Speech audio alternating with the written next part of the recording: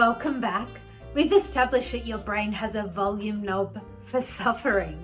Today we're learning how to turn it down. We're drawing on the 2009 research in the American Journal of Clinical Hypnosis that revolutionized how we manage chronic pain by focusing on the affective dimension. Most people believe that if they feel a physical sensation, they must feel the emotional distress that comes with it. But that isn't true. The sensation is just data.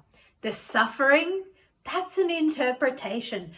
The researchers found that by using emotion-specific language and eliciting positive state-dependent memories, we can actually decouple the physical signal from the emotional trauma it usually triggers.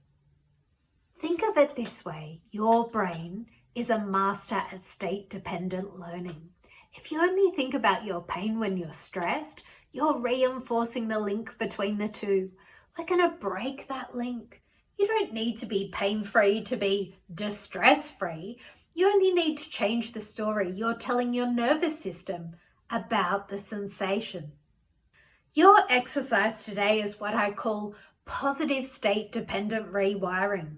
I want you to remember a moment, a real moment where you felt pure, unencumbered happiness or flow. Maybe it was at the beach, a quiet morning with coffee, or a peak moment with your work. I want you to feel that warmth, the safety, the ease of that memory.